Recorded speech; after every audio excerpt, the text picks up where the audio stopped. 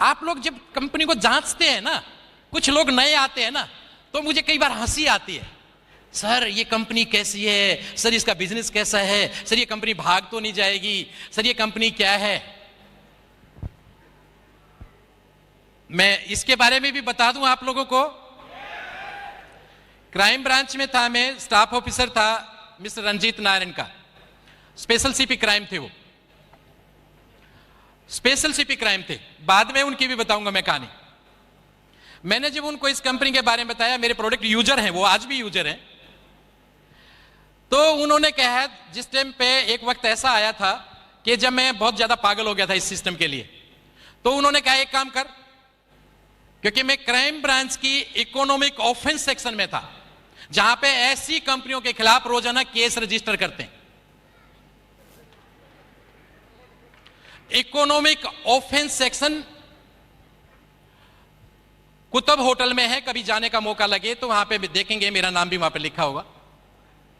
वहां पे मैं ऐसी कंपनियों के, मानसून सेशन में एक विधेयक आया था कि ऐसी कंपनियां जो लोगों का पैसा लेके लूट के भाग जाती हैं, ये सारी की सारी फेक कंपनियां होती है, सारी नेटवर्किंग कंपनियां, उस टाइम पे बहुत बड़ा वो प्रॉब्लम चला था, इनको सबको बंद किया जाए, इनके खिलाफ सर्विलेंस हो, इनके सारे के सारे ए से लेके जेड टोटल पेपर्स को चेक किया जाए।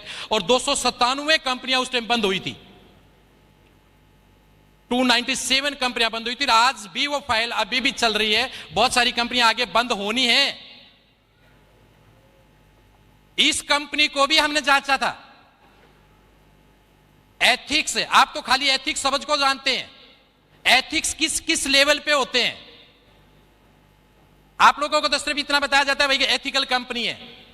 एथिक्स एक तरीके से नहीं होते, उसके हर एंगल से जांचा जाता है। गवर्नमेंट रूल को देखा जाता है, पॉलिसीज को देखा जाता है, इंडस्ट्री को देखा जाता है, उस कंपनी के उसको पॉलिसी को देखा जाता है, उसके प्रोडक्ट की ऑथेंटिसिटी को देखा जाता है। उसके 12 एंगल से हम उसको जांचते हैं, पूरे 12 एंगल से उसकी कंप्लेंट्स को जांचते हैं, इसकी कंपनी के खिलाफ कंप्लेंट कितनी है, ऊपर से लेकर नीचे तक सब कंपनियों के नाम थे।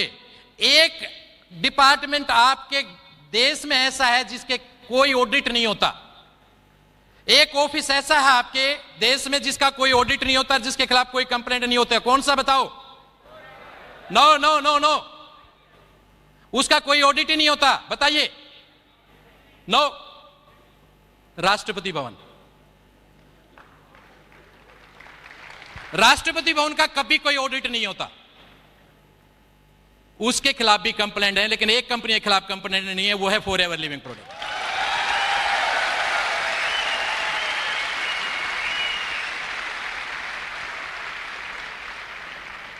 शायद ही कोई ऐसा गवर्नमेंट डिपार्टमेंट हो जिसने हमेशा टाइम पे पैसा दे दिया हो, शायद ही। कितना भी ऑथेंटिक डिपार्टमेंट क्यों ना हो, कितना भी सिस्टमेटिकली डिपार्टमेंट क्यों ना हो, लेकिन 2 बार तो पैसा लेट होता ही होता है। 31 मार्च को और 31 सितंबर को फाइनेंशियल क्लोजिंग होता है, 6 मंथली और ईयरली, तो 2 बार तो पैसा लेट होता ही होता है। सैलरी क्या कहते हैं पंकज जी? एक कंपनी दुनिया में ऐसी है जिसका पैसा लेट नहीं होता, वो है फॉरएवर लिविंग प्रोडक्ट।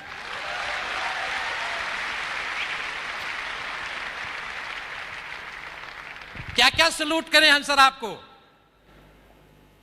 और फिर आप इस कंपनी में डाउट करते हो।